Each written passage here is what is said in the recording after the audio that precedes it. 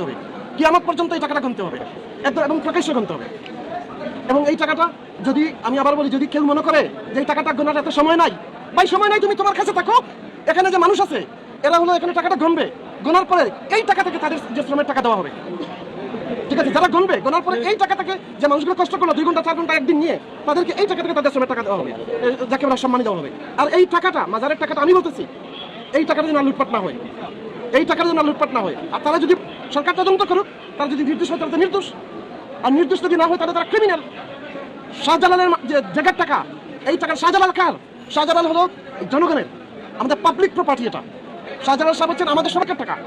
এটা 300 বছর থেকে ওরা ডাকাতি করতেছে, 700 বছর থেকে ওরা ডাকাতি করতেছে, চুরি করতেছে, ওরা বাচ্চা পয়দা করতেছে, একটা একটা করে পয়দা করতে করতে 300টা পরিবার নাকি করছে। 300টা পরিবার এই মাফিয়াদের মতো লুটপাট করতেছে। ওদের পেছনে আপনি দেখেন রাজনৈতিক মাফিয়া আছে। কার কাছে? ওদেরকে সবগুলোকে ধর্ম, এবং এর পিছনে শক্তিগুলো কি? ওই শক্তিগুলো ধর্ম। আমার কথা হচ্ছে, আমাদের সিলেটের মানুষ ঐক্য পছন্দ করে, একতা পছন্দ করে। আমাদের সিলেটের মানুষ হচ্ছে শান্তিপ্রিয় মানুষ। আমি অবাক লাগে কি কারণে আমাদের একটা নেতা ওই বুথের কারণে মানুষগুলো কেন একটু দাঁড়ায় না। এই যে আপনি দেখেন মাদ্রাসা আছে, মাদ্রাসাটা তো ডেভেলপ করা যেত, মাদ্রাসার ডেভেলপমেন্ট হচ্ছে না। তো এই মাদ্রাসা আমাদের প্রত্যেক মাসে 1 কোটি টাকার মতো খরচ হয়। আমি বুঝি না আমাদের নেতাগুলো কি করে, শুধু বুথের জন্য তারা এগুলো নিয়ে কথা বলে না, কিন্তু তাদের বুথ ব্যাংক নষ্ট হয়ে যাবে। আমাদের পরিবর্তন আনতে হবে। আর বর্তমান জেনারেশন ওই যে বড় বড় আমি করবো সেই করবো এই নেতৃত্ব পছন্দ করে না। বর্তমান জেনারেশন তার কাজ চাই, দেখতে চাই। এই যে ইয়াং জেনারেশন সিলেটের বেকার, আপনি দেন হসপিটাল করে দেন, আমার ইয়াং জেনারেশনে শত শত লোক চাকরি পাবে। এই মাজারের টাকা যারা লুটপাট করতেছে আর যারা গণার বিরুদ্ধে, আমি তাদের এগেইনস্টে আমি দাঁড়াবো। কেন?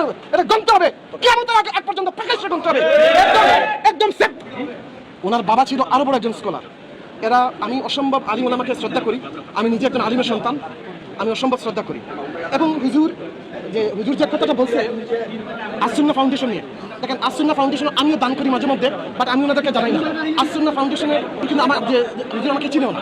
আমি আমার মাঝে মধ্যে যদি আসুন্নাহ মতবাদের হোক, আব্বাসী হুজুরের মতবাদের হোক, আমাদের যে কোনো মতবাদের হোক, আপনি যখন একটা সমাজের উন্নয়নের জন্য, গরিব অসহায় মানুষের জন্য কাজ করবেন,